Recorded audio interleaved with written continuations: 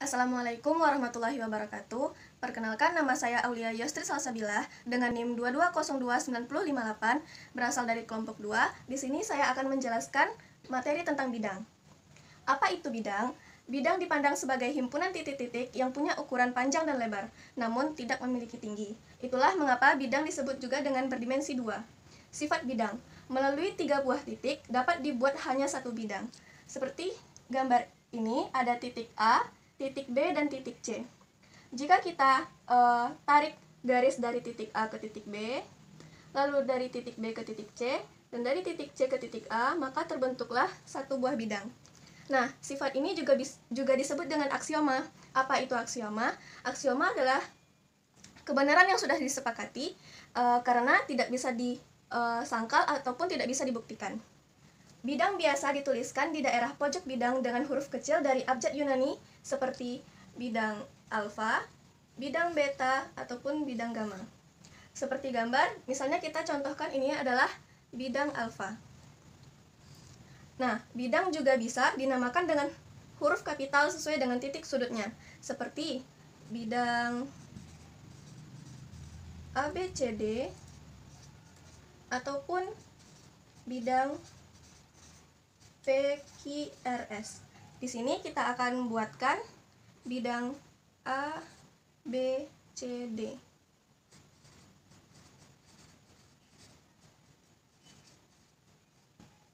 Selanjutnya kita akan mempelajari kedudukan bidang. Yang pertama, kedudukan titik dan bidang. Kedudukan titik dan bidang ini memiliki dua kemungkinan, yaitu jika titik terletak pada bidang dan titik tidak terletak pada bidang. Bisa kita lihat di sini. Titik A, titik B, titik C, titik D, dan titik O itu terletak pada bidang A, B, C, D. Titik A, B, C, D, dan O terletak pada bidang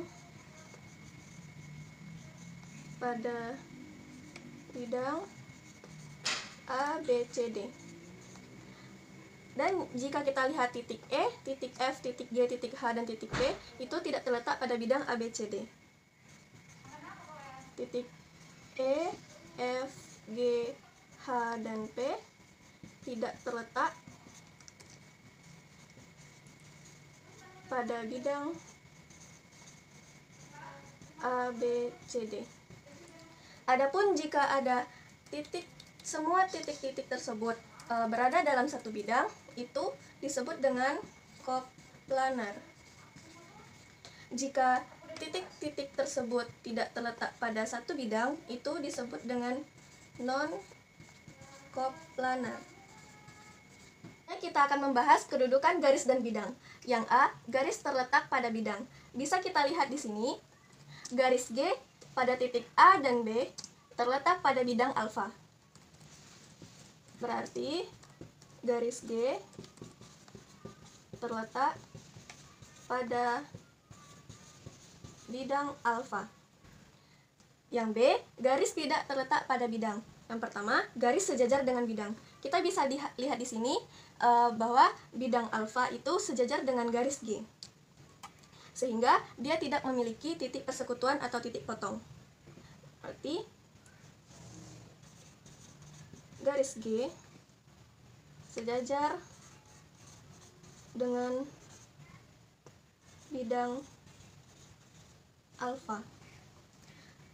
Yang kedua, garis memotong bidang. Kita bisa lihat pada gambar ini bahwasanya garis G ini memotong bidang alfa pada satu titik, yaitu titik A. Berarti garis G memotong bidang alfa pada titik A, sehingga dia memiliki satu titik persekutuan atau titik potong, yaitu titik A. Selanjutnya, yang ketiga, kita akan membahas kedudukan dua bidang. Yang A, dua bidang sejajar. Bisa kita lihat pada gambar ini, yaitu bidang alfa dan bidang beta itu saling sejajar, sehingga dia tidak memiliki titik persekutuan. Yang B, dua bidang berimpit. Di sini ada aksioma yang berbunyi, dua bidang berimpit apabila mempunyai 3 titik persekutuan atau punya satu garis dan satu titik persekutuan, atau mempunyai 2 garis persekutuan yang berpotongan. Berarti cara menunjukkan garis alfa dan beta ini saling berimpit jika dia mempunyai titik persekutuan, mempunyai satu titik dan satu titik persekutuan, atau mempunyai garis persekutuan yang berpotongan. Yang C, dua bidang berpotongan. Di sini ada teorema 1.1. Jika dua bidang mempunyai satu titik persekutuan, maka bidang itu mempunyai satu garis persekutuan yang melalui titik tersebut. Buktinya, bisa kita lihat pada gambar ini, bidang alfa dan bidang beta ini memiliki garis persekutuan, yaitu pada garis G. Selanjutnya yang keempat, kita akan membahas kedudukan tiga bidang. Yang pertama, tiga bidang saling berpotongan. Ada tiga macam, mempunyai satu titik persekutuan. Bisa kita lihat pada gambar ini, bidang alfa, beta, dan bidang gamma terletak di satu titik persekutuan, yaitu titik ini. Bisa kita namakan yaitu titik A. Yang kedua, mempunyai satu garis persekutuan. Misalkan ini adalah bidang alfa, bidang beta, dan bidang gamma. Nah, bidang ini memiliki satu garis persekutuan atau garis potong, yaitu pada garis ini. Bisa kita namakan dengan garis Q. Yang ketiga, setiap dua bidang berpotongan sepanjang garis yang berbeda. Nah, bisa kita lihat bidang alfa ini berpotongan dengan bidang beta pada garis ini, atau kita beri nama garis A. Dan bidang beta berpotongan dengan bidang gamma pada garis ini, pada garis B. Selanjutnya, yang B, tidak ada titik persekutuan ketiga bidang. Ada dua, yaitu yang pertama, jika tiga bidang sejajar. Bisa kita lihat di sini, ada bidang alfa, bidang beta, dan bidang gamma, ini saling sejajar. Yang kedua, dua bidang sejajar dan dipotong oleh bidang ketiga. Kita bisa lihat pada gambar ini bahwasannya bidang alfa dan bidang beta ini saling sejajar dan dipotong oleh bidang gamma. Perpotongannya bidang alfa dengan bidang gamma adalah di garis ini. Kita namakan ini garis P. Nah, perpotongan bidang beta dengan bidang gamma ada di garis ini. Kita misalkan ini adalah garis Q. Yang C, ada yang berimpit. Yang pertama, ketiga bidang berimpit. Bisa kita lihat gambar 1, memperlihatkan bahwa bidang alfa berimpit dengan bidang beta dan berimpit dengan bidang gamma. Yang kedua, dua di antaranya berimpit dan bidang ketiga sejajar. Kita lihat pada gambar 2 ini, bidang alfa dan bidang beta itu berimpit dan sejajar dengan bidang gamma. Yang ketiga, dua di antaranya berimpit dan bidang ketiga memotongnya.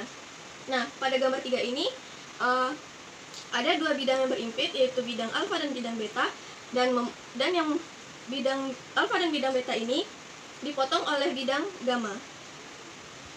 Ada teorema 1,2. Berbunyi, jika tiga bidang saling berpotongan sepanjang 3 garis dan dua di antara garis potong ini melalui sebuah titik, maka garis potong yang ketiga juga melalui titik ini. Bisa dibuktikan, misalkan ketiga bidang adalah bidang alfa, beta, dan gamma. Bidang alfa, beta adalah perpotongan bidang alfa dan beta. Alfa, gamma adalah perpotongan bidang alfa dan gamma.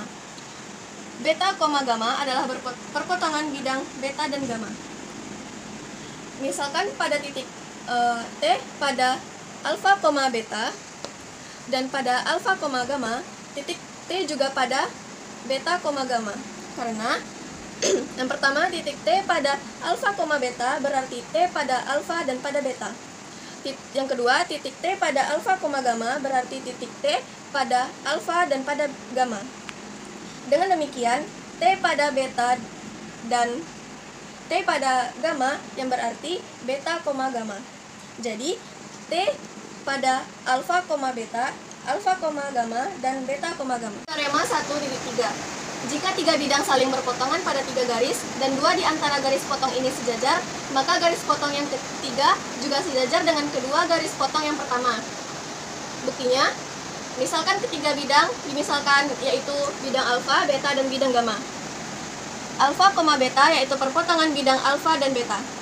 Alfa, gamma yaitu perpotongan bidang alfa dan gamma. Beta, gamma yaitu perpotongan bidang beta dan gamma. Dimisalkan alfa, koma beta sejajar dengan alfa koma gamma. Ada dua kemungkinan. Kemungkinan yang pertama, beta koma gamma berpotongan dengan alfa koma beta dan alfa koma gamma.